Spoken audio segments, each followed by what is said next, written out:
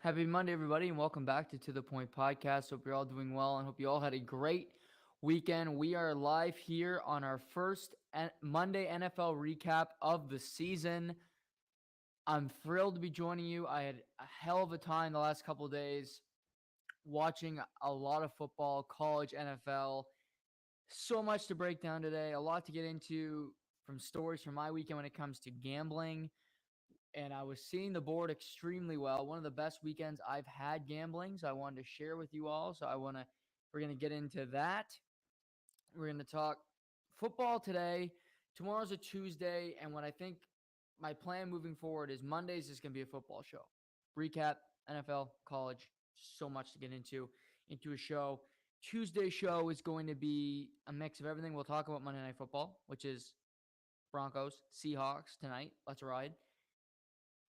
Tuesdays, Seamus joins, as you all know. So we will talk about Monday Night Football. We'll also talk about some hockey news. A lot of professional tryouts have been handed over the weekend. We've had a lot of different deals given to Evan Rodriguez got a deal. We've Tim Stützle got re-signed. So we're going to talk about that tomorrow. Baseball has new rules going into next season. We'll discuss that tomorrow. So we're going to get into everything that I just don't have time to fit into the show today. We'll do that on Tuesdays because Monday is going to be an NFL show because there's so much content. There's so much to get to. And what a week one. My general synopsis of week one is it's a carryover from the playoffs of 2022. You remember the crazy Bills Chiefs game, the crazy crazy Titans Bengals game. The Bengals come back against the Chiefs. There were elements of last year's postseason, maybe not in intensity, you'd say, maybe not in execution, because offenses were a bit stagnant yesterday. They were a bit inconsequential. Defenses were definitely the superior side of the football yesterday, but you felt the same vibe. Games were close. They came down to the wire. We had multiple overtime games. We had turnovers galore. We had interesting field goal kickers that want to make you pull out your hair. Injuries. It was all encompassing yesterday.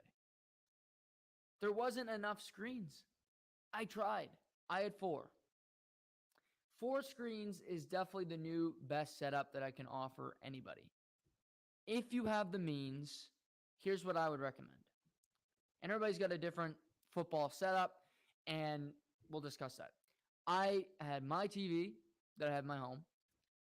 I brought the TV that I broadcast the podcast on, because if you don't know, I do through my camera, then to the TV, and it goes out YouTube, Facebook, all the above.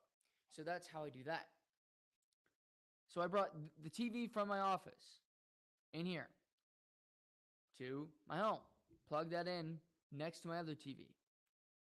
Then I use my computer that I use for this podcast, research, streaming, all the other stuff that I do. I also have another computer that my dad wanted to throw away. I kept. I throw football on that. So I had four screens going yesterday the entire day. It's a lot. I will say that. It's a lot. However, you get to see everything. You don't miss much. 3 games, put on the red zone on the other. You get all the other big plays. It's a pretty good setup. It's a lot. You need to be able to look one way, then look the other, and be able to. But that's how my brain processes. I can't stand a commercial. If you've been with me anywhere, you know if I'm watching something, I'm flipping to another station. That's just how I operate. I don't care. Tonight, Monday Night Football, I will switch to something else on a commercial because I can't do it. So it was a good first. I'd never done the 4 screens. Loved it. Going back to it, moving forward. Now, when it comes to the football, where do we start? Well, let's start in Cincinnati, Ohio, because before the season, in the back of my brain, all I felt was that I was nervous about Cincinnati. And all while knowing that the Cincinnati Bengals are an elite team. Joe Burrow, Jamar Chase, T. Higgins, Logan Wilson at linebacker, Jesse Bates, one of my favorite free safeties. And I said, well, of course Cincinnati's going to get back to the playoffs. I don't think they're going to win the division, but I think Cincinnati's going to get back to the playoffs. And this isn't going to be overreaction Monday here on To The Point, because that's not how I operate. I'm not first take where I'm going to throw a fit about an injury or about a team losing, but I can look at a situation and compare two different situations. The Chiefs and the Bengals did a lot to improve their offensive line this offseason. The Bengals have only one guy remaining from last year's offensive line during the Super Bowl. The Chiefs have 4 new offensive linemen on their team from last season.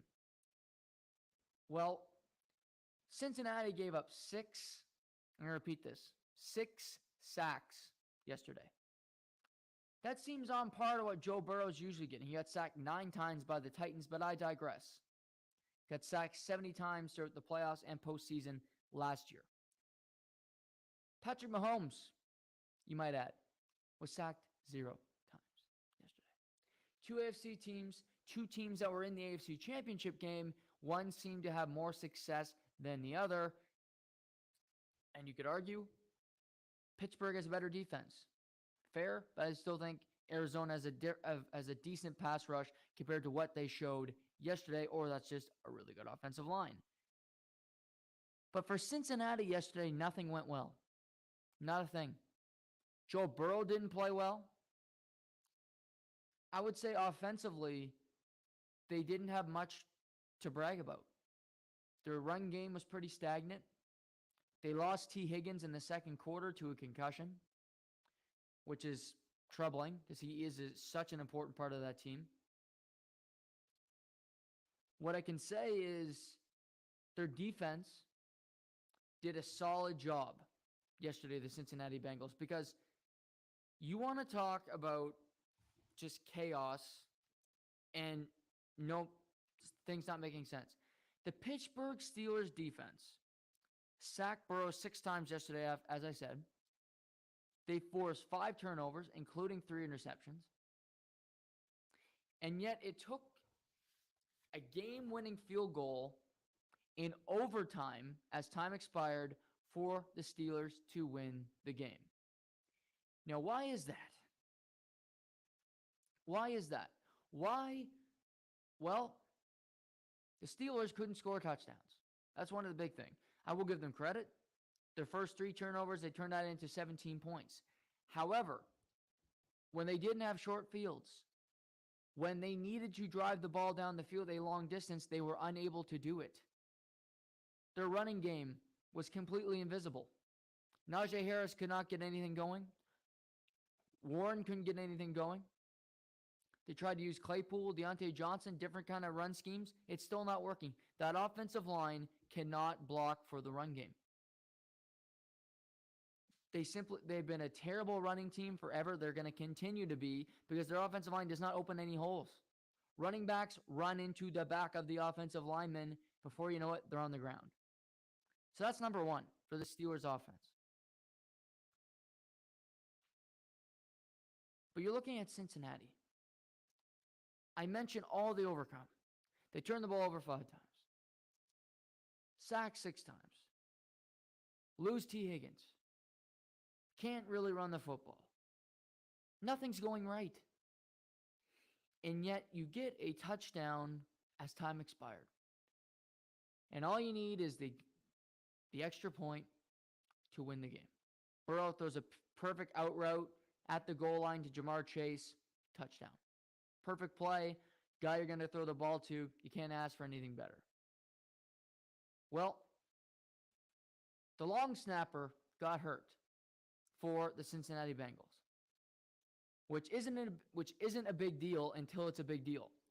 Long snapper hurts, they bring in the backup. Not to mention, you don't see the Cincinnati special teams, doesn't block well, Minka Fitzpatrick, who had a pick six earlier in the game to open the scoring, blocks the extra point, which sends the game to overtime. Just inexcusable. No penetration. He was a guy that just got completely through. That's the second time in 2 weeks I've seen an extra point block to win a game. LSU blocked extra point against Florida State. And now this one. I don't care if it's a backup long snapper. I don't care if it's the quarterback hiking the ball to the punter that was going to hold it for Evan McPherson. Get your shit together. So that happens. Field goal kicking, special teams, I hate it all. Field goal kickers aren't even football players. But then we go to overtime. How about Chris Boswell? Field goal, right off the upright. For the win, they both got a possession, right off the upright, no good. But then they drive down the field. They're moving along pretty well. And the Steelers eventually do stop Cincinnati. They tackle Joe Burrow a few yards short of the first down, but it's going to be fourth down. Bring on Evan McPherson. This time, it's not blocked.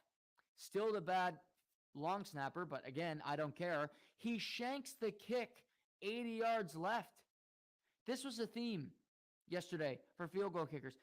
But Evan McPherson, who was clutch last year, not even close. I don't know what he was aiming for. I don't know what he saw. There was no block. It was not tipped. This was just a straight shank. It was straight unclutch. It was straight choke job from Evan McPherson. He shanks it by a quarter mile left. And then you drive back down the field, and eventually Chris Boswell hits a game-winning field goal to end the game as time expired in overtime. A walk-off touchdown. I can only describe this game as apoplectic. It was chaos. It made no sense. How does a team that is +5 in turnover differential only win a game by 3 points at the last second of overtime? How? How does that happen? Somehow it did. I don't know how. Pittsburgh.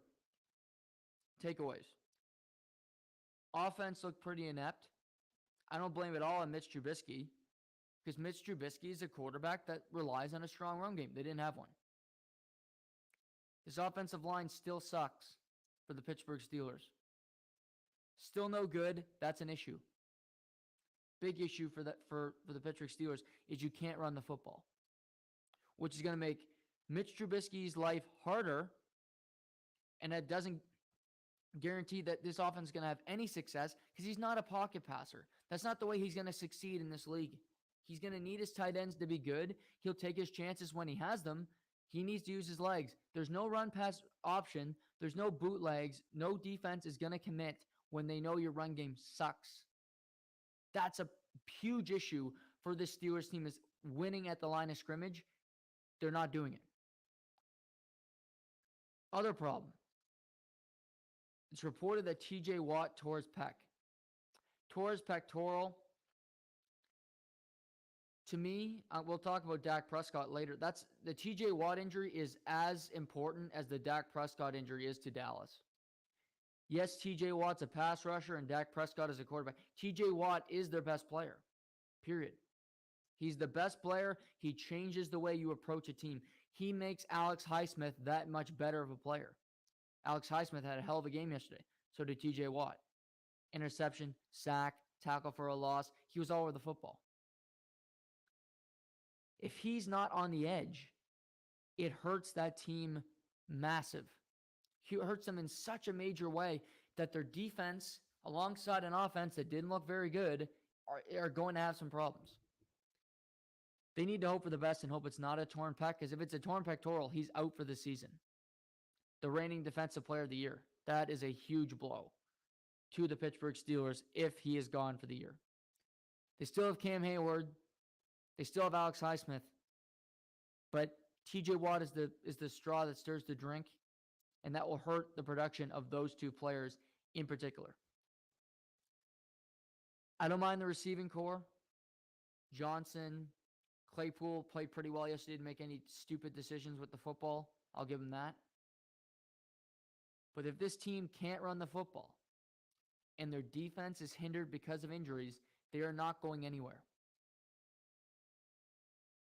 They just won't because they don't have enough firepower to overcome it. Cincinnati.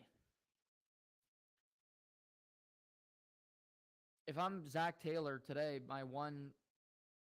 I'll go over film. I can tell Burrow, for the most part, I can tell my defense to go home. Offensive line, you can't let this quarterback get killed. I'm sorry. 6 sacks again? I don't care if it's the Pittsburgh Steelers. It's a divisional game. You should be up to play, not let your quarterback get killed time after time. He got bludgeoned multiple times. He took big hits. They were all around him. He had no time in the pocket, and he made mistakes. The Minkah Fitzpatrick throw, that's not a Joe Burrow play. It was a bad decision. Minkah picks it off. It's a pick 6. TJ Watt made a really good play to get his interception. And then Cameron Sutton made a pretty good play in the football. But again, he had pressure. I think if he was in the pocket and he was clean, he would have made a better throw. Turnovers, just poor decision-making from the Cincinnati team. Now, I don't worry a bit about Joe Burrow bouncing back because Joe Burrow will. Joe Burrow's too good of a quarterback not to come back next week and ball out. That offensive line, I don't know. It was almost crazy that Cincinnati won that game yesterday, where they almost won the game in the same type of situation that they did last year. Sacks, turnovers, they shouldn't win the game, and yet you do. If McPherson or the long snapper had their head in the game, they would have won. Would have kicked that extra point. They would have left Cincinnati with a win they didn't deserve. They don't get to squeak out with a victory because of special teams. We see it hurt teams all the time. Green Bay lost to San Francisco last year in the NFC divisional round because of special teams, because they couldn't figure it out. Cincinnati lost the game yesterday in the big moments because their special teams couldn't figure it out. They played horrible in the first half, but they bounced back. They were able to get back in the game. Their defense made plays. They got the Pittsburgh offense off the field. They were in a position to win. Special teams failed them. Kicking failed them.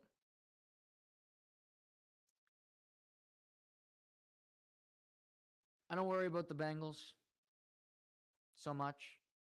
I mean, I do. Actually, that's not true. I worried about them before. I don't worry about Joe Burrow. Do I worry about this team? Absolutely. Because they were a team of destiny last year to make it to the Super Bowl, and they had the exact same issues that they had this year. I don't buy that you can overcome that back-to-back seasons, not to mention how's Joe Burrow's body going to hold up. I think they're going to, and not to mention for Cincinnati, you got Dallas on Sunday. And yes, Dallas might have less of a quarterback, and their offense looked pathetic last night, but you know what? Their defense balled out. Micah Parsons had a hell of a game last night. D-Law played well. Trayvon, we'll get to Dallas. Their defense is good. Tom Brady didn't play great last night. I watched the game. He didn't play that well. It's because of that defense. They made it life tough on him. Credit to Pittsburgh for getting all those turnovers, but you can't win a game in overtime like that when you force 5 turnovers and you don't turn the ball over. They protected the football, and they still almost lost the game. I worry about this offense because they simply can't run the ball. It's been the same thing for 4 years. They're trying to find an offensive line that they can incorporate the run. They still can't do it. Plus, Najee got hurt. So Najee Harris might be hurt, and then also TJ Watt potentially could be out for the season as we await word on his torn pectoral. You get a win, but at what cost? It could be a major one for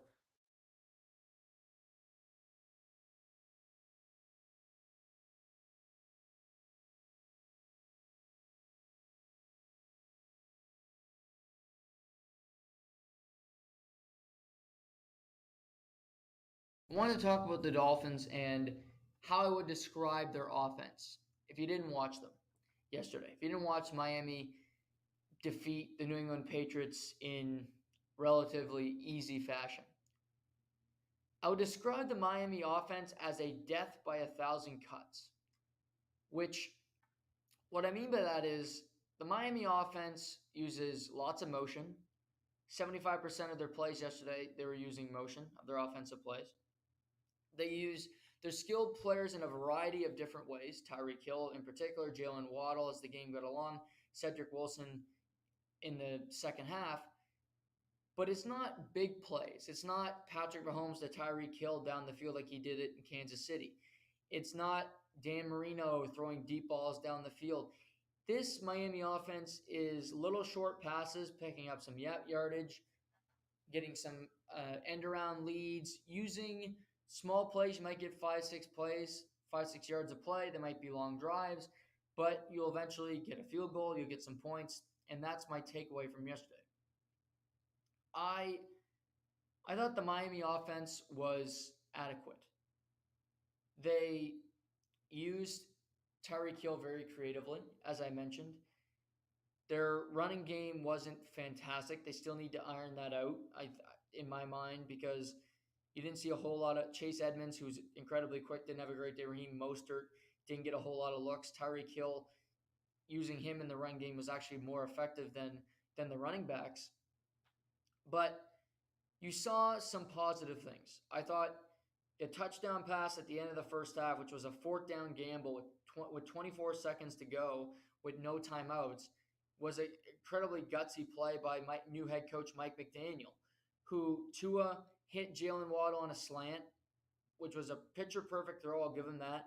He hits him right in stride, and Jalen Waddle shreds through the secondary of New England, beats 3 guys to the house, which made it 17-0 at the half, and basically ended the game.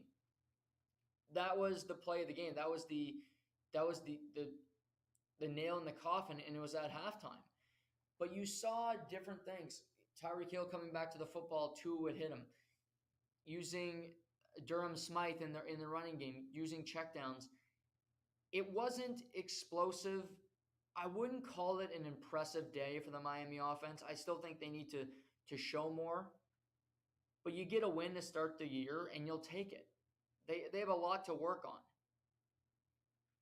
I think for a lot of these teams that have, and I just talked about Pittsburgh, Miami's in the same situation. Tua's no better than Mitch Trubisky. He isn't. I think he's a little more accurate. Mitch is more athletic because Tua doesn't really run the football that effectively anymore.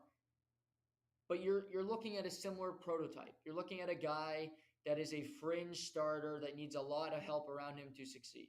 Look at Tua in Miami. He's got Tyreek. He's got Cedric Wilson.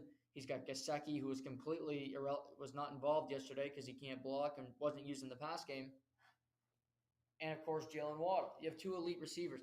In Pittsburgh, they're lesser. I like Claypool. Deontay Johnson can make big catches. You got Pat Freiermuth at tight end, who I absolutely love, who can just make any catch you need him to and also block.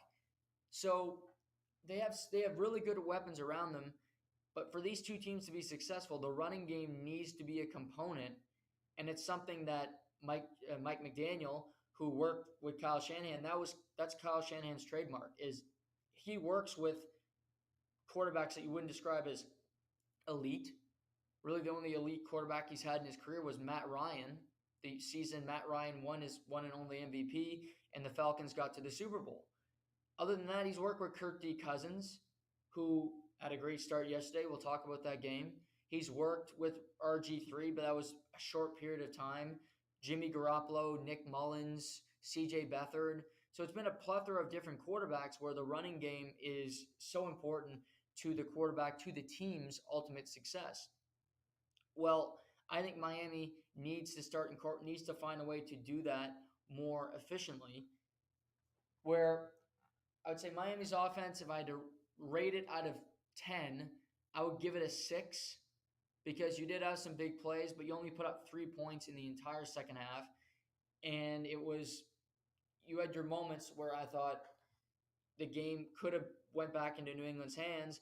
But the biggest thing for Miami, I will give them, is their defense. Their defense came to play yesterday. Miami secondary has a couple of studs. Xavier Howard and Javon Holland are two ballers in the secondary. Not to mention, they also have Byron Jones, who was out the first couple weeks of the season because of an injury. But those two corner positions, you have Javon Holland as a safety who just kind of floats everywhere. The Miami Dolphins secondary is as elite as it gets in the National Football League. Not to mention Brandon Jones, who I like a lot. He was flying all over the place yesterday. He, on a play, safety blitz, he pops up. Mac Jones doesn't see him. Strip sack. Melvin Ingram picks up, scoop and score, which led to a touchdown for the Miami Dolphins. So their defense had a lot of speed. Christian Wilkins had a good day. Just New England didn't get a whole lot going. They had their opportunities at times, but then there was a pick, a turnover, or something happened to this New England offense that just staggered their team.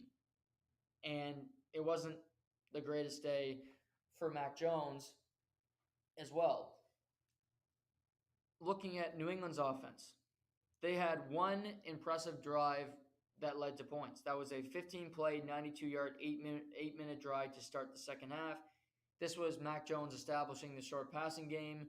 He had 4 passes to tight ends on the drive. He used Ramondre Stevenson, who I like a lot, second-year running back at the University of Oklahoma.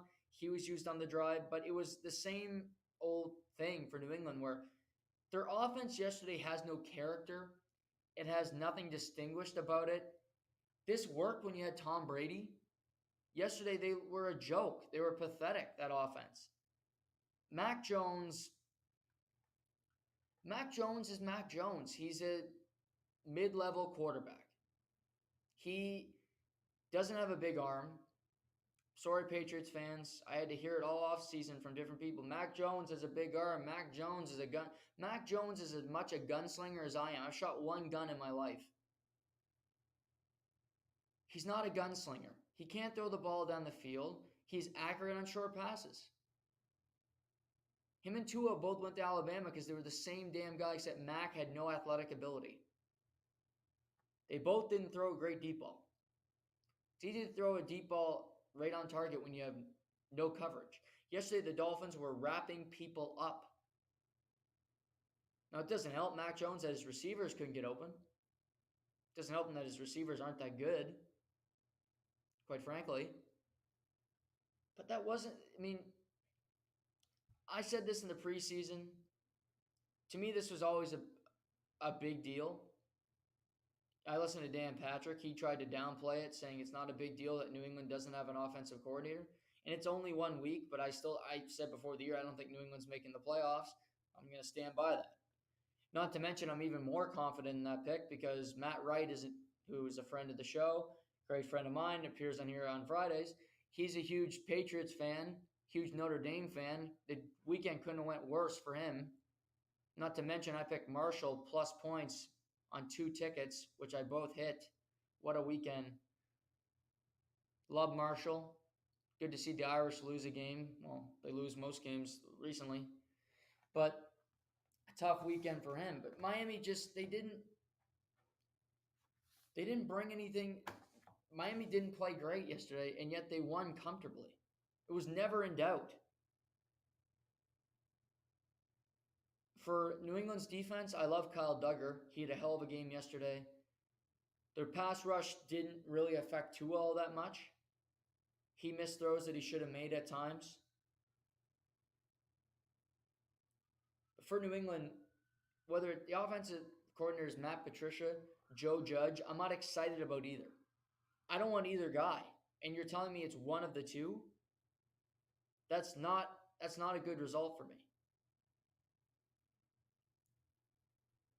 I think both these teams are work in progress. I don't have either team making the playoffs. I did before the year, although my Jacksonville Jaguars lost yesterday to Commanders, so that obviously hurts that prediction. But I look around and say, New England, you didn't give much to a quarterback that requires a lot to be good.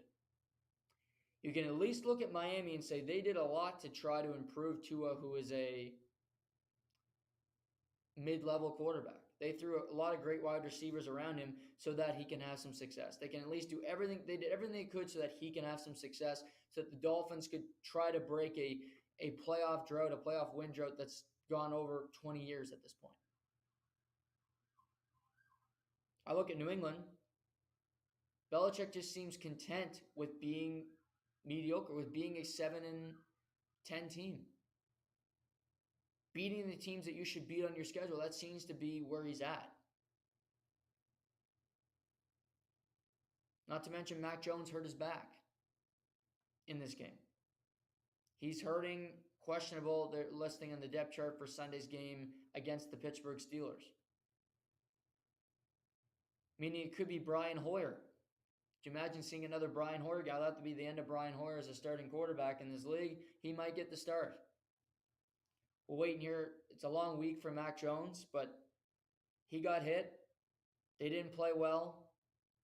They bitched about calls all day. It was a bad day for New England.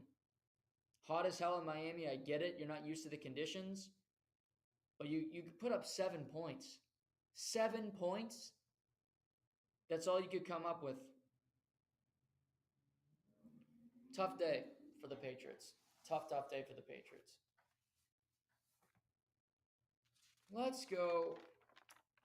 I'll go to the 5 o'clock games in a second. I gotta talk about this. Kickers. I hate kickers. My God. Let's talk about Evan McPherson. The Colts. My Colts, as Matt Wright texted me yesterday saying my Colts. I never knew I took over the Colts. I have them winning the division, and my Colts. His Patriots. He has them making the playoffs. We'll see. Doubt it. He also had Notre Dame finishing inside the top 10, which I feel very good about that bet since they're not ranked this weekend against Cal. Very confident they won't be. Haha. But how about the Colts? My Colts, if that's how you want to label them. They rally against the Houston Texans, which they shouldn't have been down to Houston to begin with, but they are. Jonathan Taylor has a huge day running the football. Michael Pittman seems to be the only target for Matt Ryan, but they're in a position with 2 minutes left in the overtime to kick a game-winning field goal. Out trots out Rodrigo Blankenship, who looks like he's a librarian, who just piled a stack of books. He reads Shakespeare and Hemingway, and he's probably a fan of the royal family. That's how I look at Rodrigo Blankenship. Huge glasses on him, and he looks like a guy that's been shoved in some lockers in his life. And what happens? A chance to walk off in Houston to salvage this game. He shanks one so bad. It's not even close again. Another kicker that just comes up woefully short. And Blankenship turns into Blankenshit, and he sends it way left. And the Colts end up tying Houston. That is a loss for the Colts, if you ask me. Tying the worst team in your division is not anything to be proud of. Credit to Houston. They battled. O.J. Howard, who's been cut by 3 teams in the last 2 years, had 2 touchdown receptions. Davis Mills played well. The entire Houston team battled the whole way. They had leads. Credit to Lovie Smith's defense. Credit to a lot of teams yesterday. But there was upsets. Chicago Bears beat the Niners. Oy vey. The Bears stink so bad, and they beat the Niners yesterday. Justin Fields, I feel so bad for. He got killed yesterday again. Terrible conditions. And yet he battled. He showed some spirit yesterday. He showed heart. And I give him so much credit for getting that win yesterday because they had no business getting it. No business. He fought through that game. He battled. He ran when he had to. He made plays with his arm when he had to. 2 touchdown passes. Credit to I love Justin Fields, as you guys know. I want him to succeed. Good for Justin. Screw the Bears. I'm not happy about the Bears. I'm happy for Justin Fields and that crap team that they put around him. But they beat the Niners. 49ers. I'm not going to panic yet, but if there was an overreaction Monday that would make the most sense, it's the Niners. One of my Super Bowl teams. You lost to the Bears, the worst team in football. You lost to the effing Bears. Trey Lance did not look good. Did not look good yesterday. And there's another injury in the NFC North and there's another injury in the NFC at the quarterback position. I don't think San Francisco's going to give him up because they're not. I don't know if they're real stable with their quarterback position right now because he certainly didn't look comfortable yesterday. I think he's going to get better, but there's no easier opponent on your schedule than the Chicago Bears. 49ers got to find it quick. They got one of the most talented rosters in all of football, period. But if you don't have a quarterback that can play, you don't get a chance.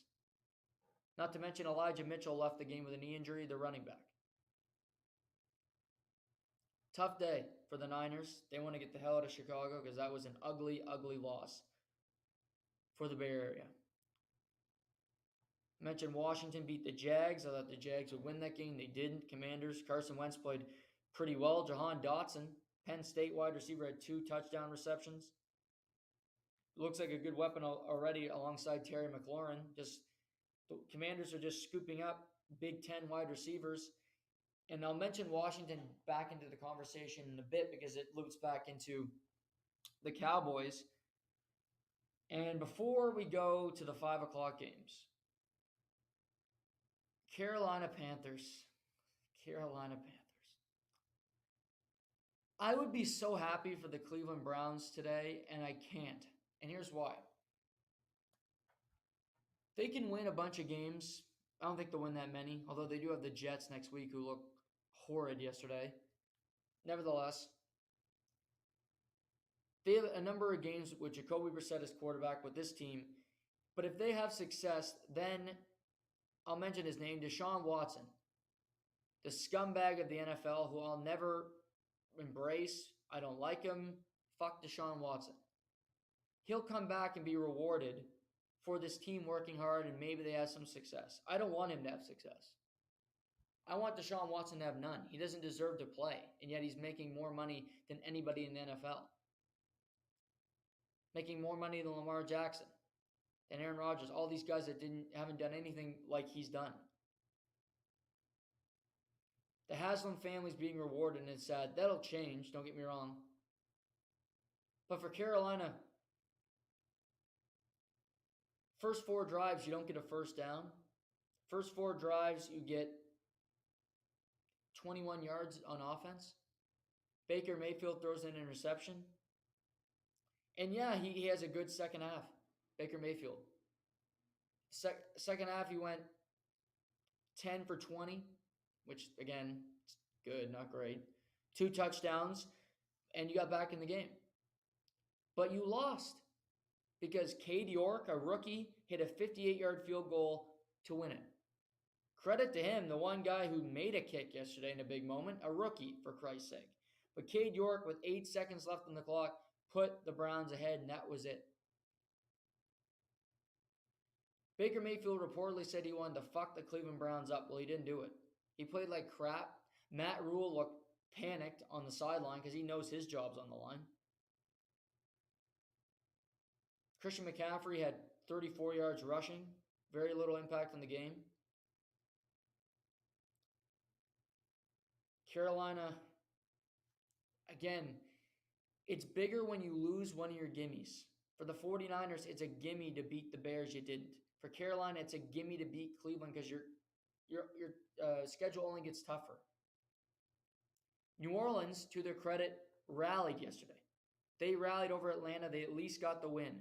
Plus, Michael Thomas got 2 touchdowns, got a feel back into the offense. That's a good momentum, good mojo for him and for Jameis Winston, who had a terrible first half, only 24 yards passing. But they rallied. Credit to Cleveland. Their offensive line is still fantastic. Nick Chubb ran for over 150 yards. Kareem Hunt had 2 touchdowns. They just had massive holes. They got yardage whenever they wanted to, and Jacoby Brissett made big throws when he had to. He wasn't fantastic, but he didn't have to be. He made the throws he had to, and their run game played fantastic, and they got a couple turnovers.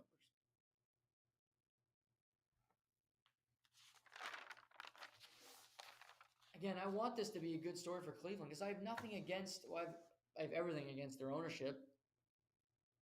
I have everything against that stooge that they have a quarterback, the one that's not playing currently.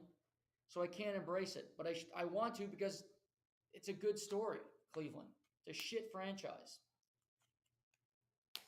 They make it so difficult. They could just do the right thing, but they didn't. But nevertheless, we move on. Cleveland Jets next weekend. That'll be a.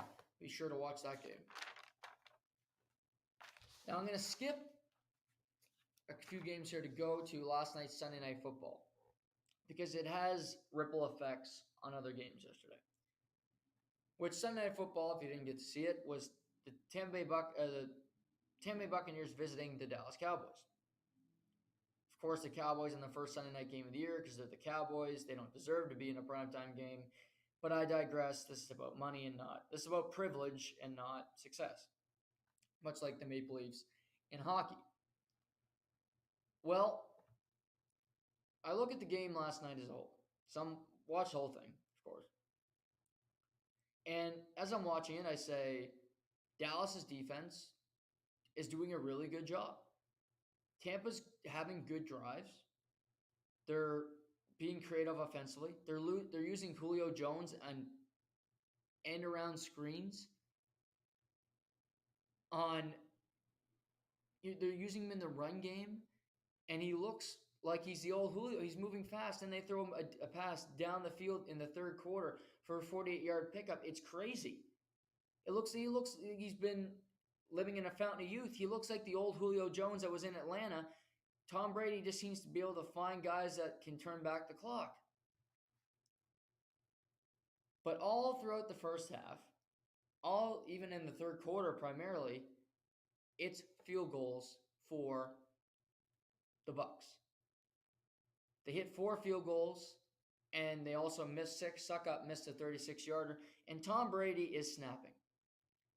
His offensive line is giving up sacks. Micah Parsons got 2 sacks on Brady, and he's giving it to his offensive linemen as they go to the sideline. He had a few drops in the first half. Chris Godwin was hurt. He left the game. Probably shouldn't have played, if you ask me, because he tore his ACL last year, and he came back a little early. Gallup didn't play yesterday. George Kittle didn't play after a big injury. So sometimes it's better to wait a week. He decided to play, re-injured himself. We'll see how serious it is. But it was a frustrating first half for the Tampa Bay offense, in particular Tom Brady, who's not used to getting to the red zone and not putting up touchdowns. So all in all for the game, I thought Tampa's offense was adequate. The best thing I can say about them is their offensive line in the run game was fantastic. Leonard Fournette rushed for over 100 yards. He had big holes. He looked incredibly productive. He looked fast. He came to camp overweight, but he looks in shape now. He looked like a gazelle out there. So that's a positive sign for this Tampa Bay run game. When it comes to pass blocking, they were not good, as I mentioned. But Leonard Fournette looked in shape, looked ready, looked good, and they opened up holes for him. And that's a key part of this offense as well, is just getting Leonard Fournette going, getting him involved in the run game and seeing what he can do. So kudos to that part of it. They did end up putting up 1 touchdown where Tom Brady found Mike Evans, but it was really an inconsequential part of the game. For Dallas, they entered the game without Amari Cooper because he was traded to Cleveland, without Michael Gallup, he's returning from a torn ACL, without Blake Jarwin, who's cut, now a free agent at tight end. You're looking at CeeDee Lamb, who hasn't proven himself to be a number 1 receiver, although everybody labels him as one. Noah Brown, who I believe had 12 career catches going into the game, and a bunch of rookies, and Dalton Schultz, the tight end, who's playing under the franchise tag. Well, last night was a combination of ineptitude from a multitude of sources. I thought the wide receivers for Dallas couldn't get open. The DBs for Tampa Bay, Carlton Davis, Sean Murphy Bunting, Antoine Winfield Jr., who had a beautiful pass breakup on a pass to CeeDee Lamb. He saved a big play, got his paw on the football, knocked it down on a 3rd down play. incredible play from Antoine Winfield Jr., one of the best safeties in the NFL. They all had a great game. It was a combination of both because I thought their secondary played great with safety help, and also the Dallas receivers just couldn't get open. CeeDee Lamb found out what it was like to be a number one receiver because he was getting doubled the entire night. Tampa knew he's their number one option, and Dak was forced a lot of the time just to dump it off to Dalton Schultz or to throw a screen pass to Zeke Elliott, and that was going nowhere because they blew it up. Tampa's defense played as good as you're going to play last night, but before the fourth quarter, Dak didn't play great. He was inconsistent. He missed throws that he should make. I thought the Dallas offense was so just lazy. It was not creative. Ezekiel Elliott was getting the ball 5 yards behind the line of scrimmage, asking him to beat out guys, asking the offensive line to do more than they were capable of last night, and it was just a disastrous play. Rule number one against a Tampa Bay defense is you can't really run the ball against them. It makes it extremely difficult to beat them because it's so difficult to run the ball. And yes, your receivers are, but you need to throw screens, you need to do something to get this offense going. They end up putting up 3 points off a Brett Maher field goal. They were lucky to get that. But to the fourth quarter, where Shaq Barrett gets a bull rush, Dak Prescott has to get the ball away, he throws it, and his thumb hits the helmet of Shaq Barrett. He plays a few more downs, and then he runs to the sideline, and he's grasping his thumb, talking to team doctors. In comes Cooper Rush. He finishes the game. The game's over at this point. Doesn't mean a thing. And I'm watching. I'm super tired. I want to go to bed. But I'm like, well, what's the injury?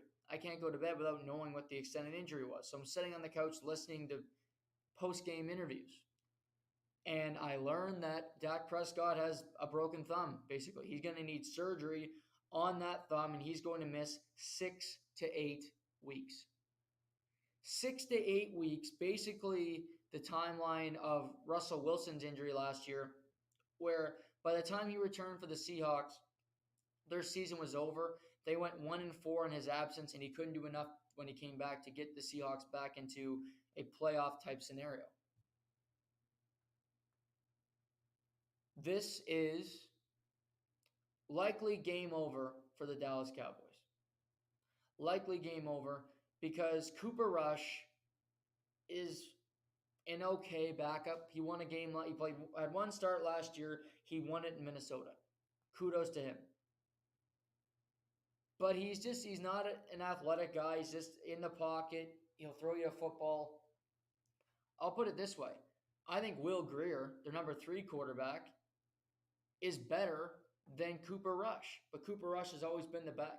Both Cooper Rush and Will Grier were cut in training camp. They were actually both signed to the practice squad, and then Cooper Rush was elevated to the active roster before the game started on game day. So this was not a position that Jerry Jones prioritized. This was not a position where he looked and said, what can I do to improve it?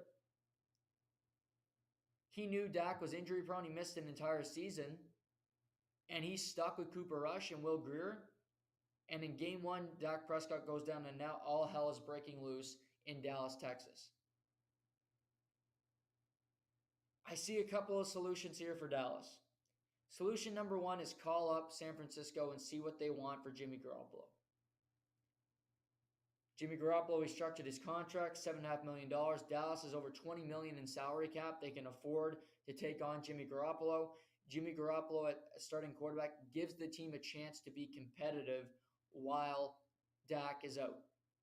I think they can go 500 with Jimmy Garoppolo at quarterback, and then Dak can return, and you can see if you can push to win a division that I don't expect to be that competitive the entire season, but maybe it will. That's solution 1. There would be solution 2 of try to acquire Gardner Minshew from the Philadelphia Eagles, but the Philadelphia Eagles are not going to trade a quarterback to their division rival. They're not trading Minshew to Dallas, so that's not going to happen. Really, it's Garoppolo or bust. If it's not Garoppolo, this is what the season's over if it's Cooper Rush for the Dallas Cowboys. Their defense played fantastic. They're not beating the Cincinnati Bengals next week with Cooper Rush. I don't think they're beating a division team with Cooper. They're not beating the Eagles with Cooper Rush, that's for sure. I don't even know if they could beat the Giants in week 3 with Cooper Rush because the Giants won a game yesterday in Tennessee on the road, a huge victory for that franchise. If it's Cooper Rush, the season goes awry. I'm not rushing Dak back because Dallas, you might as well take a high draft pick. You might as well try to get the best draft pick that you can. You might as well tank, if you will, and see what you can do to improve this roster because why win games for no reason? You have no reason to win games at that point. Why get to 7-10? You're going to pick in the middle of the first round. It doesn't really help you. You're getting a middle of the road player when you could draft higher. You're not going to tank. It's hard to tank in football, but it's not that hard when your quarterback is not good enough to win. Jerry Jones is desperate to win. I think he's going to try everything he can to get Jimmy Garoppolo out of San Francisco. If I'm San Francisco, I'm not trading Dak to an NFC team. Not to mention, I'm not trading Jimmy Garoppolo away because Trey Lance looked horrible yesterday in a loss to the damn Chicago Bears while you were a 7-point favorite, I might add.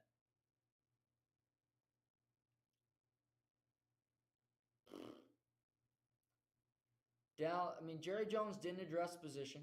He didn't spend all that much money in free agency. The team's not. Dallas was not making the playoffs even if Dak played every game this year. They weren't. Their roster is not that great. Ezekiel Elliott had a burst in the first drive. After that, he had nothing last night. Didn't look spry. Tony Pollard can't block. He can't be on the field at all times. The receiver room stinks. Yes, their defense is very good under Dan Quinn, but that's the only part of their team that I like.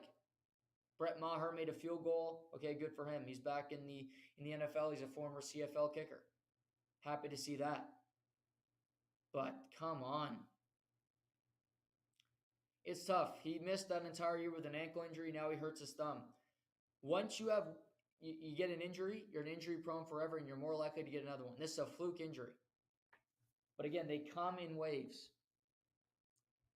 This doesn't signify Dak Prescott as end of a starting quarterback in the NFL. And he's under contract long term. But to me, Dallas has a couple solutions, and Cooper Rush is not one of them if they want to be competitive. They want to try to get back in this division to win it because I look around. Washington won yesterday. I don't think Washington's a great team. But I will put it this way. Dotson looked better than I thought he'd be as a rookie. Two receiving touchdowns. The kid can play. Not to mention you have Terry McLaurin, you have Logan Thomas. They have a decent offense, and Carson Wentz isn't bad. He has his flaws. He'll screw up in big games, but he isn't bad. The running game, But if Chase Young can return on that defense, he will after the first couple games of the season. Like he's missing the first 4 coming from a torn ACL. Maybe he can make something happen there. Giants win their first game. I'm not going to overreact to a Giants victory. Tomorrow I'm going to talk to Seamus about my best sports moment from the weekend. It comes from the Giants game. But the Giants win again. Brian Daboll is giving this team hope. Not to mention this injury should give this division hope that maybe you can compete. Maybe you can fight. Maybe you can battle. And not to mention the Eagles yesterday where they score 4 rushing touchdowns by 4 different players. 38-35 slugfest in Detroit where they came out on top. Kudos to Detroit for fighting back, but Jalen Hurts rushes for 90 yards. Boston Scott scores a touchdown. You had Miles Sanders has scored a touchdown. 4 different runners had a touchdown yesterday for the Philadelphia Eagles. A.J. Brown had 10 receptions for over 150 yards receiving. He's already got a great connection with Jalen Hurts. Eagles defense needs to settle in. I think they will. They get one of the best defenses in all of football. This division is open because I had the last team making the playoffs in the NFC being the Carolina Panthers. And I'm not off that yet, but I will say yesterday's loss is a kick in the groin for that pick because I thought that was an easy win for Carolina to get on the right path because you got Tampa twice. You have New Orleans twice. So you got some tough division games, not to mention you got to play some tough teams with that as well. So you need to play. You need to start finding it sooner rather than later because I thought that was a win you get. I don't think it's out of the realm of possibility that a Washington could sneak in potentially. That might be an overreaction to their game yesterday against the Jags where they won at home. Well, even though it wasn't really a home game because nobody goes to Washington games. But for Dallas Cowboys fans, you haven't been to an NFC Championship game since 95. 1990, the Dallas Cowboys. That streak's going to continue. It was going to continue this year anyway. You weren't making the playoffs. So I don't think this is a doomsday. I heard doomsday on all this. It wasn't doomsday because you weren't making the playoffs to begin with. You weren't going to have a whole bunch of success with this team. I'm sorry, Dallas fans. I know there's a lot out of you. But hey, at least Texas won this weekend. Oh, wait. They almost won, but they didn't. Tough weekend in the Lone Star State. Texas A&M lost. Texas lost. Some other teams in that area that lost too. Tough weekend for Texas. Everything's bigger in Texas except for the championships, I guess, because there is none. Sorry.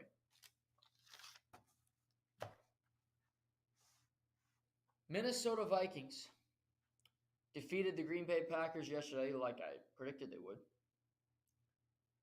At home. And I look at the game as a whole.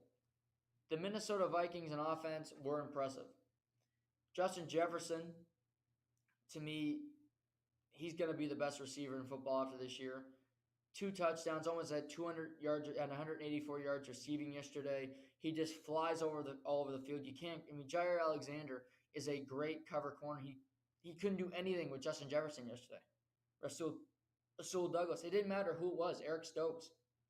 He burned them. Thielen did as well on Stokes a number of times. It was just a really good day for Minnesota wide receivers.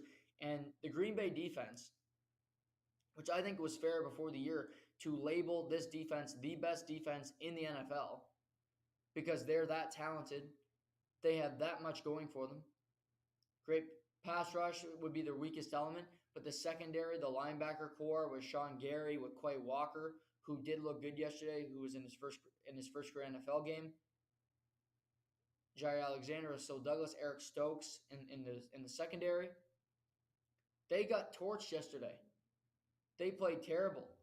Kirk Cousins had all day to throw the football, and it was an easy day at the office. Pitch and catch for Jefferson and Kirk Cousins. Thielen got involved. It was beautiful to watch from Minnesota.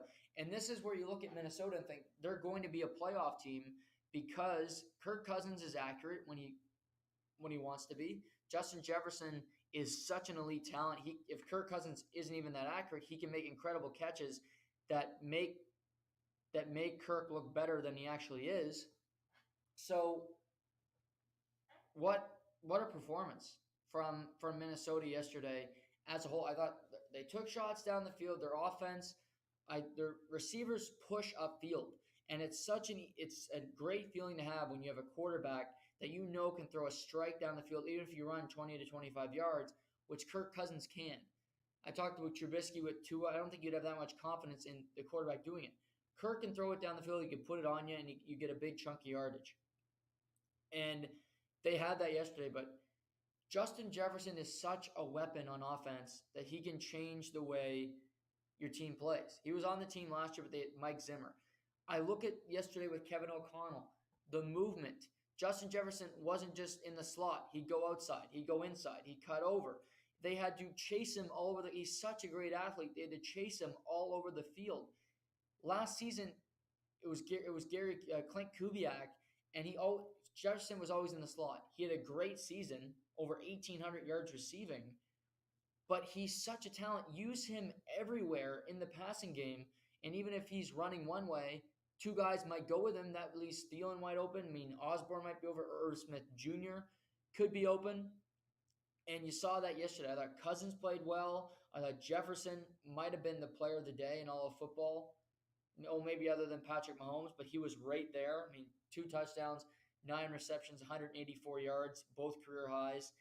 That's a hell of a day for Justin Jefferson to start off his new the new campaign. And not to mention, I thought the Minnesota defense played really well. I love watching Eric Kendricks, the middle linebacker, play football. He's all over the ball. He's flying around. Dantzler did a great job. You have him in the secondary. Minnesota played well. Minnesota played real. They got the Eagles next week on Monday Night Football. It's a doubleheader on Monday Night Football next week. Minnesota will be in Philadelphia. That's an interesting game between two teams that started the year 1-0. But I like Minnesota's offense. I like the way that Kevin O'Connell used his offensive weapons in the first game of the season, and they need to continue to grow on it. But I thought he showed a lot of interesting wrinkles to an offense that might have been the most predictable and the most stagnant in the NFL last year. Green Bay, on the other hand, did not have a good day. And if my level of concern on the Green Bay offense is a 3 out of 10. And the reason it's a 3 out of 10 is because the quarterback is Aaron Rodgers. Aaron Rodgers had his first game without Davante Adams in a very long time. Davante Adams had 2 touchdowns in the Raiders' loss to the Chargers, where Derek Carr didn't have the greatest day, threw 3 interceptions, which was a big reason why the Chargers edged out the Raiders at home. But you look yesterday, the leading receiver for the Green Bay Packers was A.J. Dillon, the running back. Rodgers didn't seem to trust any one of his receivers. Christian Watson, the rookie, early in the second round, had 2 targets. He had 1 catch yesterday. Allen Lazard didn't play, so that was a big loss. Tonyan had 2 catches, recovering from an injury. Romeo Doubs, a rookie, did have 4 receptions for 37 yards, but they were really uneventful. They're not something you remember. And Aaron Jones had 5 catches as well. So his running backs combined for 9 catches yesterday. Wide receivers combined for 10 catches. All the receivers combined at 10. Running backs had 9. It was just a poor offensive day for Green Bay, where you see Green Bay's using the running backs, but then they get down. It's a 4th and goal from the 1, and A.J. Dillon gets stuffed. That normally doesn't happen. A.J. Dillon's such a thick running back. Aaron Rodgers didn't have a whole lot of time in the pocket. He had pressure on him. Zadarius Smith, his old teammate, got a sack on him. That was a big moment. He tried to throw a block on Zadarius Smith. He got blown up. He was frustrated. He was yelling the entire game. He threw an interception, which he only threw 4 all of last year. But they lost to the Saints last year by 40 points in an opener. Aaron Rodgers doesn't have great starts to the season. I'm a little more concerned than last year because I don't think he trusts any of these receivers yet.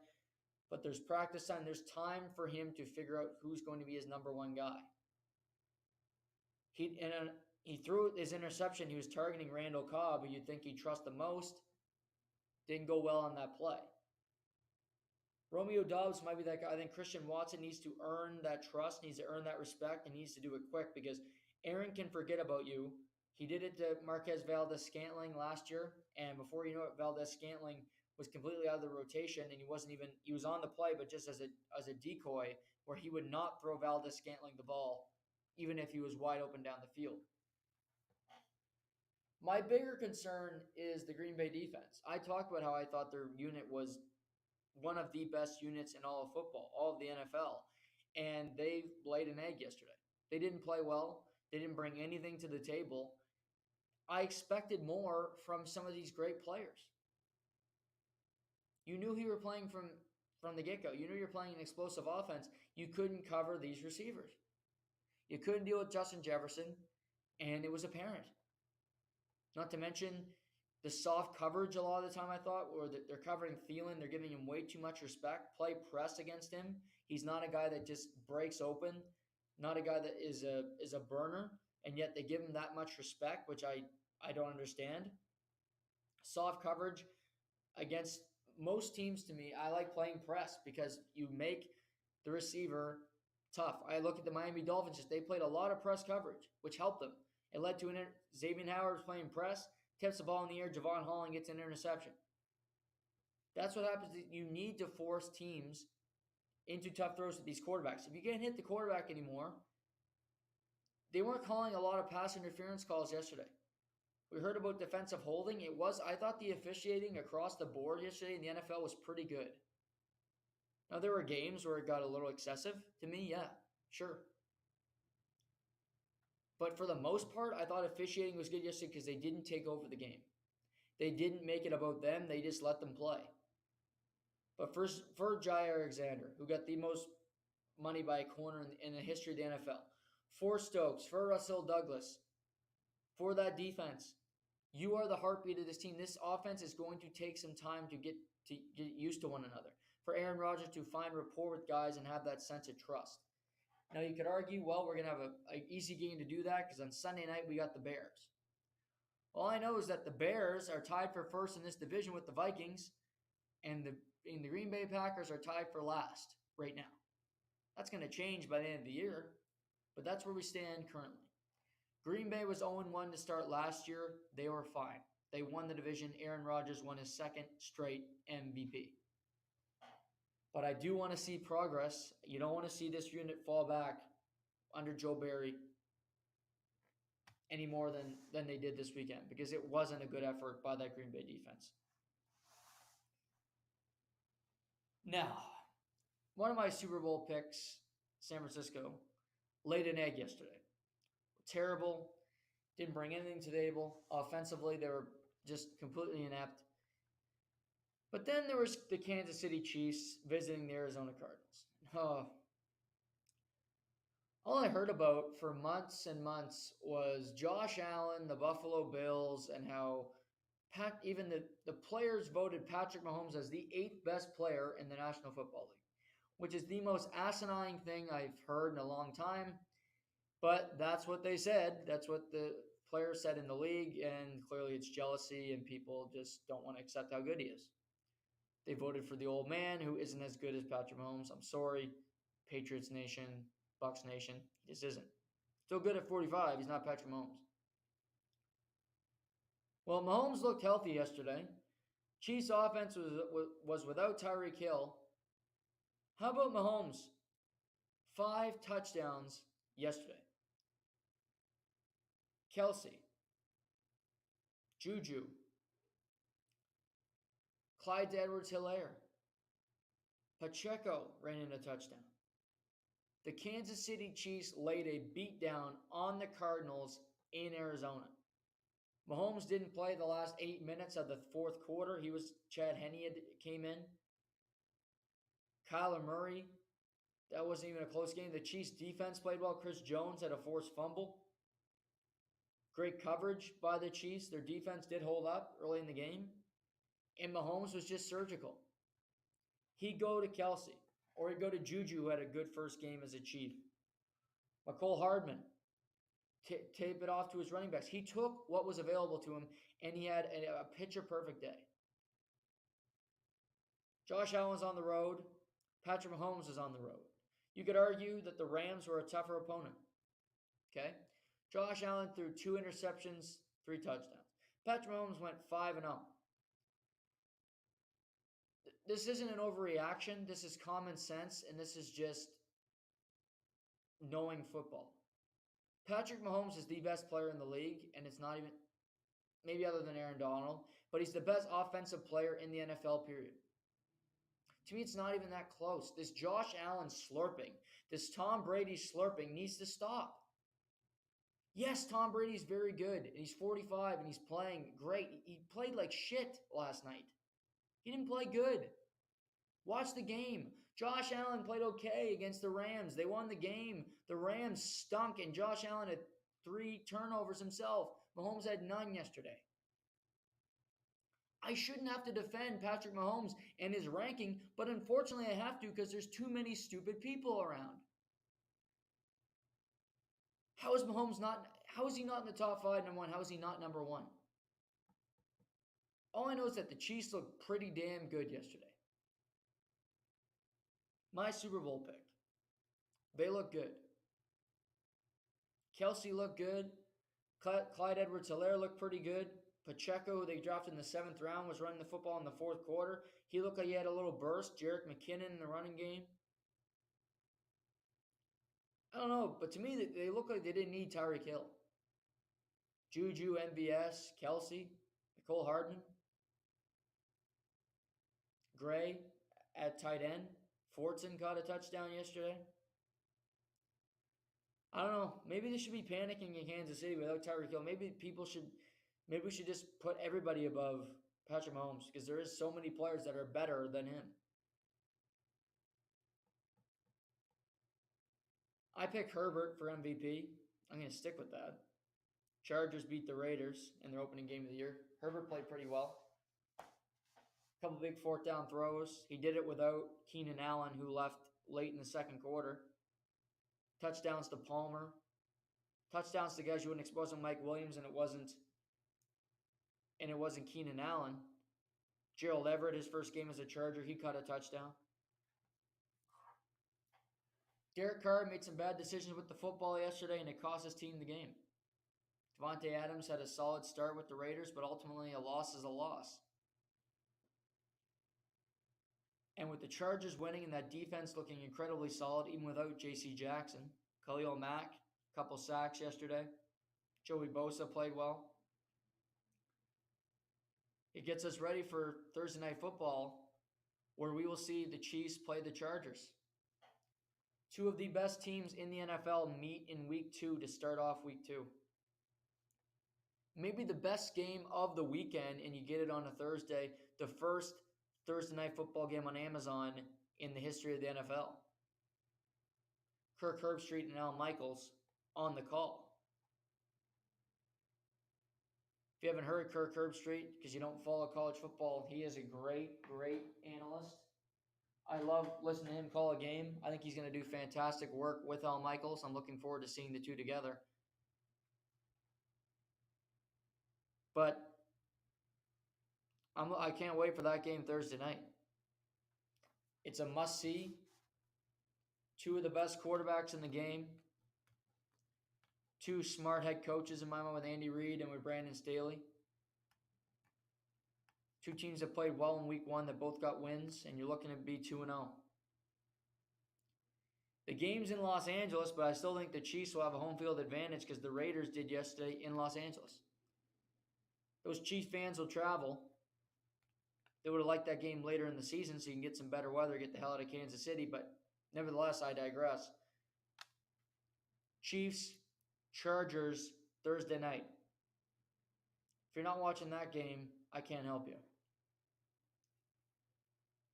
Before we pivot to college, or before we pivot to previewing tonight's Monday Night Football game, I was asked yesterday, so send a text, what do you think people do that don't watch football on a Sunday?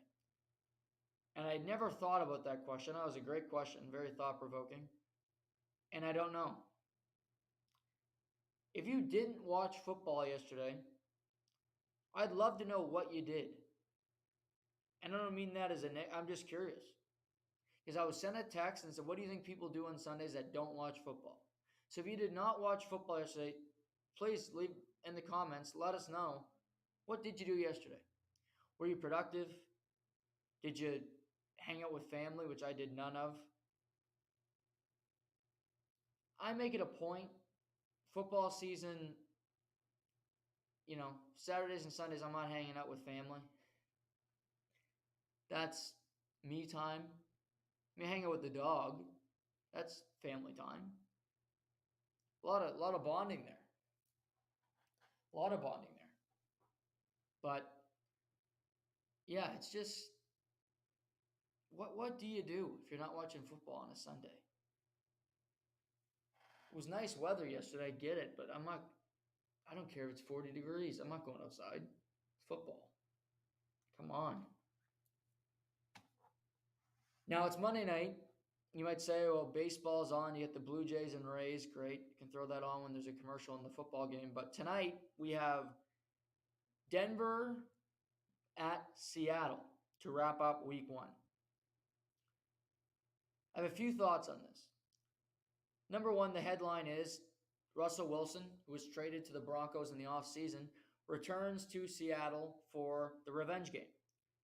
It's Pete Carroll versus Russell Wilson. They've talked about each other in the offseason about how one screwed up the other and they were carnage and it just didn't work at the end. And it's always either it's Russell's fault or it's Pete's fault, and they always seem to blame the other.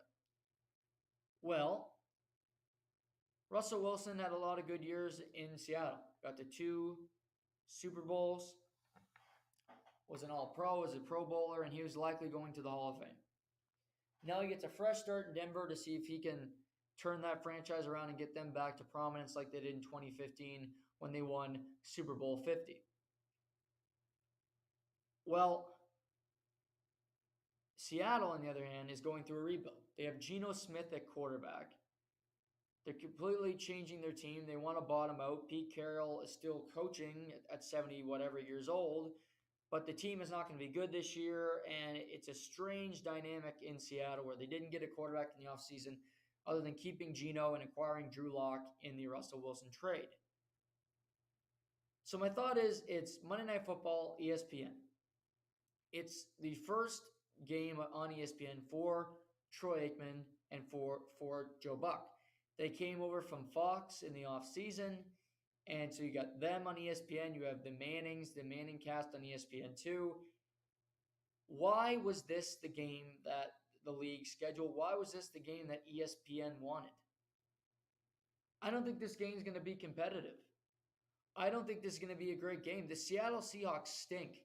They got great receivers with a quarterback that is really not a good quarterback. Kenneth Walker Jr. III, the great running back out of Michigan State, might not play tonight. He's a game-time decision for the Seahawks.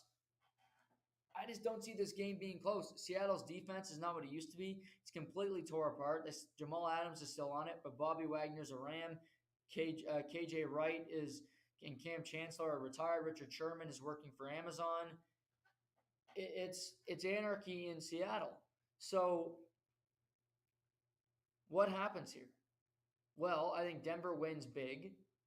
If I had to predict what happens tomorrow morning, I think Denver wins. Russell Wilson gets 3 or 4 touchdowns. He's looking good. He says, let's ride a few times. And people are saying, well, the Denver Broncos are the favorites in the AFC West. That would be the overreaction, but that's my thought, is that people will be so high in Denver because they play a crap opponent and they beat them like they should. Now, we'll wait and see if that transpires, if that comes. But that's what I'm expecting tomorrow or tonight when I see these two teams play. Looking at the spread, it's Denver -7. I'll take Denver. I'm laying the points. Denver -7 tonight. I don't see Seattle keeping this game close. If they do, kudos. But I think Seattle's just so bad offensively. I can't see them matching with Denver. And I think Russell Wilson will have a great start to his Denver Bronco career. Everybody will be excited, and you'll be so high, and then it'll come crumbling down, and we'll forget about this Seattle game real soon because of other teams in the division just being better than Nathaniel Hackett, Russell Wilson, and the Denver Broncos. Now to college football. Wow. Week 2 in college football was complete anarchy. Complete anarchy. So let's just put this into context because it had all the trappings of a great game. It was so crazy that I can't even put it into words what this was like to see this game, to go over it. And so I'm looking at this at the day yesterday, and you're looking at numbers for teams, and I'm looking at goodbyes. So I see Notre Dame is favored by 18.5 over Marshall. Notre Dame played horrible offensively in week 1. I say I'm taking Marshall. That's easy. I have them on 2 tickets. Marshall not only covers the 18 and a half, they beat Notre Dame in South Bend. Then we hear today Notre Dame's quarterback Buckner is out for the season. Might not be a bad thing. He stinks. But Notre Dame's 0-2 under Marcus Freeman. Terrible start, but I had Marshall there. I talked about this on Friday with Matt Wright. Somehow the ticket didn't go through. They didn't go through for App State, but I said watch App State versus Texas A&M. So Texas A&M, the number 6 team in the country, I thought App State would cover. They put up so many points against North Carolina in week 1. App State, it wasn't a high scoring game, but App State outright beat Texas A&M, covered the number. So I could have had that one. I didn't. I took Washington State over Wisconsin. That was another 19-point spread. Wisconsin, 19-point favorites. Washington State beats Wisconsin outright. Craziness. I took Texas to cover against Alabama. This was the first game of the day. Craziness.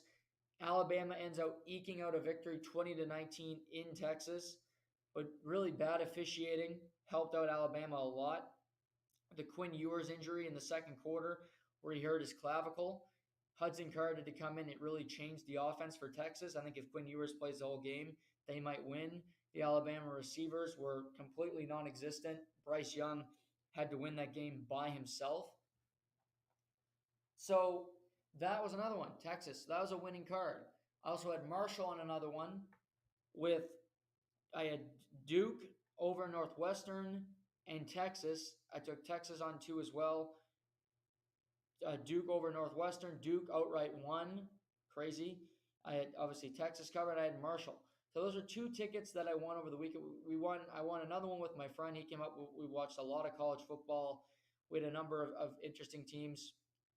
We're both big Marshall fans now because of what transpired over the weekend. Marshall winning multiple tickets for me and Texas for that matter. But this was how crazy it was. So number 8, Notre Dame loses. Number 6, Texas A&M loses. Number 19, Wisconsin loses. Number 9, Baylor loses. Number 17, Pittsburgh loses. Number 1, Alabama wins by a point. You had number 12, Florida lose to Kentucky in the swamp in a big upset, if you ask me, with Will Levis and Kentucky getting a big win there. Kansas beat West Virginia. Stanford nearly covered against USC. I look at the big winners this weekend in college football from all this anarchy. I got Michigan. Michigan doesn't have great quarterbacks, but they're 2-0. They got a really soft schedule to start the year, but they're rising in the rankings because teams are falling. Notre Dame's not ranked. Texas A&M, I believe, is 18th. Wisconsin is not ranked anymore. Baylor's in the high 20s. Pittsburgh is 24. So Alabama dropped to number 2. Georgia rises to number 1. So I got Michigan they're quiet. They beat Hawaii. They beat Colorado State. People forgot about them because they played at 9 o'clock at night while this anarchy was taking place. Ole Miss is rising in the rankings. Not to mention they got Georgia State this weekend, who's been a tough opponent to start the year for teams. So Ole Miss has had an easy schedule, but again, they're rising in the rankings. They're winning games while other teams around them are losing. Number 3, big winners for me. I have the U, Miami University. Miami played like straight garbage against Southern University. Southern University covered, which isn't good, but Miami at least won the game. They're not going to lose their ranking because so many other ranked teams lost. The U will head to Texas Station to play Texas A&M this weekend. We'll see how A&M responds. The U, this is the biggest game in that program in some time because they've had very little success over the last 5 years. We'll see if they can go pull off an SEC upset. How about North Carolina State? They're ranked to start the season. They're 2-0 to start the year. They're dominating. Teams are falling. They're playing in the ACC. Clemson, they beat Furman, but Furman covered the number. Clemson doesn't look all that impressive. Wake looks pretty decent. So it's anarchy right now. It really is. It's lots of craziness is going on around us in college football. Kansas, as I mentioned, beat West Virginia. And then I told you in week 0, betting 101 when it comes, you can all do all this betting on FanDuel Sportsbook. when you're doing all this betting on college, whenever you see Nebraska with a double digit, when they're a double digit favorite, you take the opponent. Nebraska was a 17.5-point favorite over Georgia Southern. Georgia Southern outright beat Nebraska. Nebraska's 1-2. They've lost to Northwestern and Georgia Southern, and then we heard yesterday morning during NFL Countdown, right before games started, Scott Frost, the head coach this is his 5th season at Nebraska, and a Nebraska alum, was fired as head coach after just perpetual losing at Nebraska, and this Georgia Southern loss pushed the program over the edge. But don't feel too bad for Scott Frost because, yes, he got fired, but his buyout with the school was $15 million. He would collect $15 million to not coach for the rest of this season. That's how it works with these big programs. They get so much money, they just pay you to not work anymore. Scott Frost is out. Who knows who takes over? Nebraska has been perpetually inept for some time now. They're trying to revive this program. They got Oklahoma this weekend. That should be fun for Nebraska. But, I mean, Scott Frost, I thought he'd be fired week 0. He wasn't when they lost to Northwestern after that onside kick. But he doesn't last past week 2 in college football. Wow.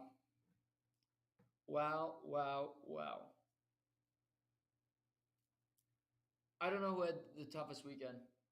If I look across football, Notre Dame is certainly on that list. I would say the Cowboys, but again, I didn't have much hope for the Cowboys. Texas A&M, yeah.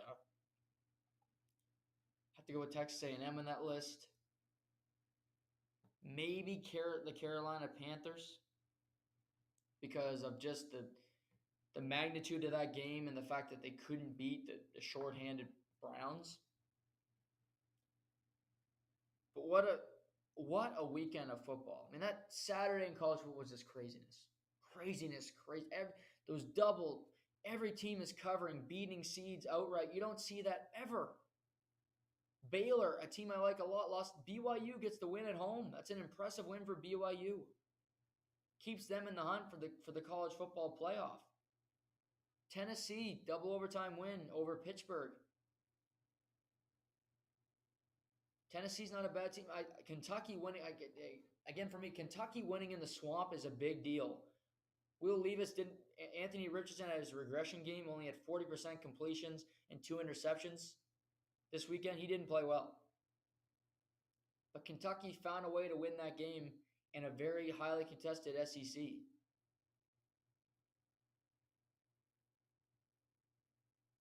But through all of it, you look. Alabama squeaked one out. So they're number 2 in the rankings. So you have Alabama. 1, you have Georgia. Georgia, the team I got wrong the most before the season started, they're dominant. They got no problems on that team. 3, you have Ohio State. Tough week 1. They didn't look great, but they found a way to win it. And then you go 4, and that's where the conversation starts. Who's going to be that team? Baylor and Texas both lose in the Big 12.